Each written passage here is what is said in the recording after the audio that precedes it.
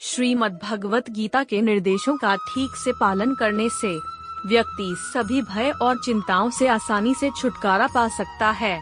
इस जीवन में भय और शोक से मुक्त होकर अगला चिन्मय स्वरूप प्राप्त कर सकता है। यदि कोई भगवत गीता का पाठ ईमानदारी और बड़ी गंभीरता के साथ करता है, तब ईश्वर की कृपा से उसके पिछले पाप कर्मों के सभी परिणाम उस पर प्रभाव नहीं डालते। व्यक्ति प्रतिदिन जल में स्नान करके स्वयं को शुद्ध कर सकता है, लेकिन यदि कोई भगवत गीता के गंगा जल में एक बार भी स्नान करता है, तो उसके भौतिक जीवन की मलिनता पूरी तरह से नष्ट हो जाती है।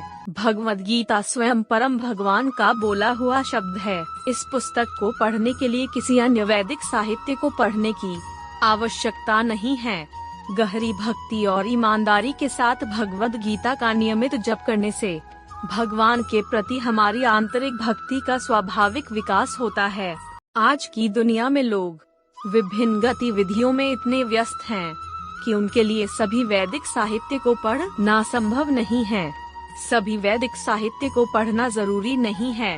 केवल 6 श्लोक भगवत गीता को पढ़ने से ही सभी वैदिक ज्ञान का सार प्राप्त हो सकता है, क्योंकि भगवत गीता वेदों का सार है और यह गीता स्वयं भगवान का बोला हुआ शब्द है। यदि तुम गंगा जल पियोगे तो अवश्य ही मुक्ति पाओगे, और जिसने गीता के पवित्र पीयूष का पान किया है उसके बारे में और क्या कहा जा सकता है। भगवत गीता महाभारत का अमृतसर है, जिसे स्वयं भगवान कृष्ण ने बोला था। कहा जाता है कि भगवत गीता परम पुरुषोत्तम भगवान कृष्ण के मुख से निकली है और गंगा भगवान के चरण कमलों से उत्पन्न हुई है। हालांकि भगवान के चेहरे और पैरों में कोई अंतर नहीं है, लेकिन हमें यह समझने में कोई कठिनाई नहीं है कि भगवत गीता गंगा से अधिक महत्वपूर्ण है। यह गीता उपनिषद भगवत गीता सभी उपनिषदों का सार है और यह एक गाय की तरह है, और यह भगवान कृष्ण हैं, जो एक चरवाहे के रूप में प्रसिद्ध हैं, जिन्होंने इस गाय को दूध पिलाया। अर्जुन एक गाय की तरह है और केवल बुद्धिमान और शुद्ध भक्त ही भगवत गीता का अमृत पीते हैं। आज की दुनिया में लोग एक शास्त्र, एक ईश्वर, एक धर्म और एक विज्ञान के लिए तरस रहे हैं, तो एक अंग शास्त्र अंग देव की पुस्तक गीतम भगवत गीता को पूरे विश्व के लोगों के लिए एक ही शास्त्र होने दें। एको देवो देव की पुत्र एवं पूरे ब्रह्मांड के एकमात्र भगवान भगवान कृष्ण हो। एक मंत्र, एक ही प्रार्थना, एक स्तोत्र, उसका नाम कीर्तन हो। हरे कृष्ण कृष्ण कृष्ण हरे हरे, हरे राम राम राम हरे हरे। सभी लोगों का एक ही कर्तव्य हो, परम भगवान कृष्ण की सेवा करना। गीता स्वयं भगवान कृष्ण के मुख कमल से निकली थी। उस गीता का सुंदर पाठ करना चाहिए और बहुत शास्त्रों की दरकार नहीं, क्योंकि श्रीमद् भगवत गीता सर्वशास्त्रीय, सर्वभक्तिपूर्ण और सर्वधार्मिक है। इसलिए गीता का अभ्यास करना आवश्यक है। जो शालाग्राम शिला के सामने गीता अध्याय का पाठ करता है, वह सहस्र मनवंतर ब्रह्मलोक में रहता है। यदि कोई व्यक्ति बार बार संसार का नाश करता है या चोरी करता है, तो ऐसा व्यक्ति गीता अध्याय होने पर किसी भी प्रकार के पाप में लिप्त नहीं होता है। इसके अतिरिक्त वह सर्वज्ञ हो गया और उसने 10,000 गायों के दान का फल प्राप्त किया। जो व्यक्ति प्रतिदिन गीता का पाठ करता है, उसे अभय पद की प्राप्ति होती है। जो गीता के केवल एक अध्याय, एक श्लोक या आधे श्लोक का पाठ करता है, वह संसार के पापों से मुक्त होकर विष्णु धाम को जाता है। जो ब्राह्मण भगवत गीता के विश्वरूप नामक 11वें अध्याय और विभूति योग नामक 10वें अध्याय का नित्य पाठ करता है, मैं अब उसके पुण्य के बारे में बात कर रहा हूँ। यदि आप पूरे वेद, इतिहास, पुराणों का अध्ययन करते हैं, तो आपको जो पुण्य मिलता है वह केवल एक श्लोक है। जो प्रतिदिन विश्वरूप और विभूति योग नामक अध्यायों का पाठ करता है, वह ब्रह्म स्तंभ तक संसार के प्रेम को प्राप्त करता है। प्रत्येक गीताध्यायी मनुष्य के 32 प्रकार के पापों को क्षमा कर देती है। जो गीता शास्त्र लिखकर वैष्णवों को देता है, निसंदेह उसे प्रतिदिन श्री हरि पूजा का फल मिलता है। विष्णुचारी ने वेदों का सार प्राप्त किया और त्रिभुवन के लाभ के लिए इस गीता शास्त्र को प्रकाशित किया। महाभारत की सरसुधा विष्णुमुख का गीता रूप। गंगा बाड़ी पीने से पुनर्जन्म नहीं होता। प्रतिदिन कृष्ण मुख विनिर्गत की गीता का श्रवण व पठन करना साधक का कर्तव्य है। जो प्रतिदिन गीता का पाठ करता है वह सभी प्रकार के पापों से मुक्त हो जाता है। वह भगवान कृष्ण के परम धाम को जाता है। जो व्यक्ति विशाल संसार सागर को पार करना चाहता है वह गीता रूप नाव की शरण में सुखपूर्वक पार हो सकता है। जो मूर्ख गीता के ज्ञान को सुने बिना हमेशा अभ्यास के माध्यम से मोक्ष की तलाश करता है, उसे लड़के भी उपहास करते हैं। अहर्निश गीता शास्त्र को सुनने या सुनाने वाले कभी भी मनुष्य नहीं होते। वे निश्चित रूप से देवतुल्य होते हैं, इसमें कोई संदेह नहीं है। इस प्रकार भोग और मोक्ष निराकृत।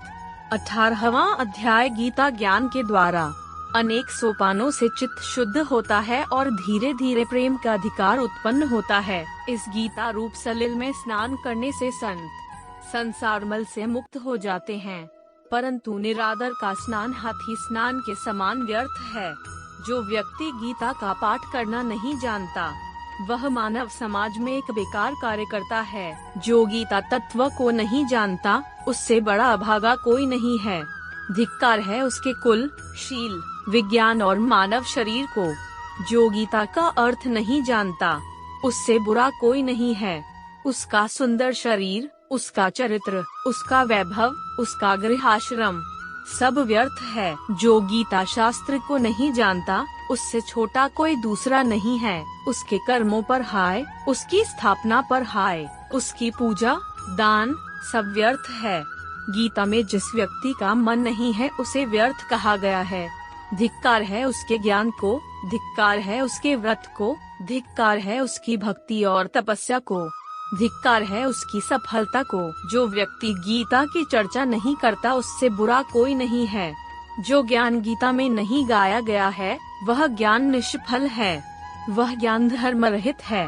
वह ज्ञान वेद, वेदांत, गणित और असुरों का प्रिय ज्ञान कहलाता है। इसलिए गीता हर जगह और हर समय धर्ममय, सर्वज्ञान प्रयोजिका और सर्वशास्त्राभूत विसुधा है। जो विष्णु पर्व, विशेष रूप से श्री हरिवास तिथि एकादशी पर गीता का अध्ययन करता है वह चलते या सोते या जागते हुए कभी भी शत्रुओं से पराजित नहीं होता है। जो शालग्राम शिला के सामने, देबागर में या शिव के पास, तीर्थ में और नदी के तट पर गीता का पाठ करता है वह सौभाग्य का आश्वासन देता है।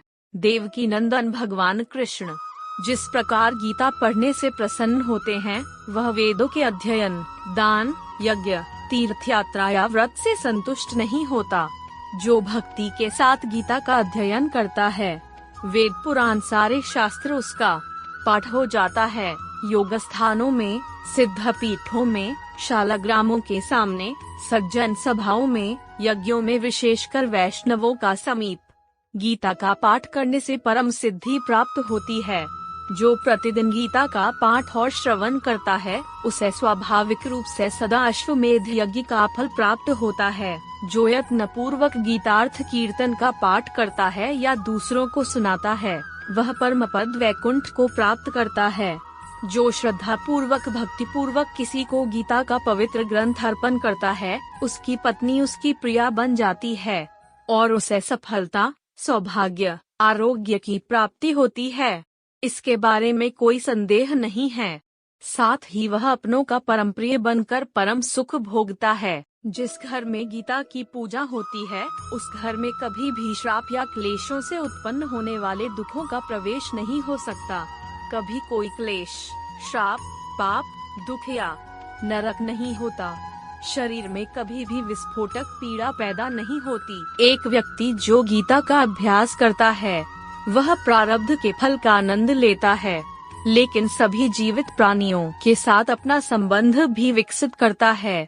वह व्यक्ति स्वतंत्र और सुखी होता है। वह इस संसार में कर्म करता हुआ भी कर्म में नहीं लगता।